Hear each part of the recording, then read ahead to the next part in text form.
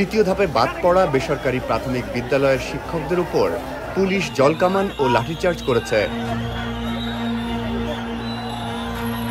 বেসরকারি প্রাথমিক বিদ্যালয় জাতীয়করণের দাবিতে শিক্ষকরা প্রধান উপদেষ্টার বাসভবন যমুনার দিকে যেতে গেলে এমন পরিস্থিতির সৃষ্টি হয়। এই ঘটনায় অন্তত ৫ জন আহত হয়েছেন।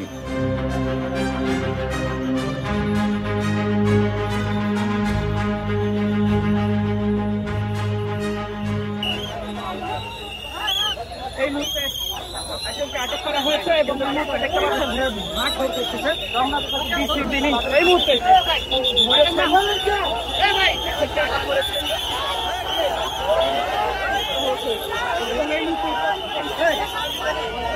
উত্তপ্ত এই মুহূর্তে প্রেস ক্লাবের সামনে শিক্ষক এবং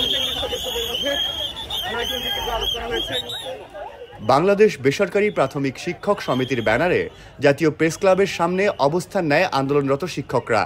দীর্ঘদিনেও দাবি আদায়ের বিষয়ে ন্যূনতম আশ্বাস না পাওয়ায় তারা প্রধান উপদেষ্টার বাসভবন যমুনার দিকে যাওয়ার চেষ্টা করেন।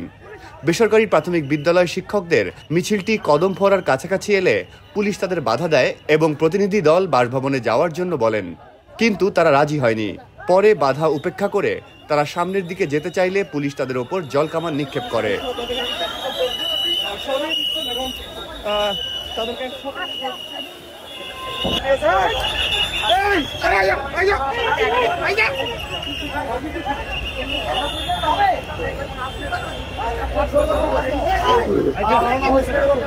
প্রতিমধ্যেই জলকামান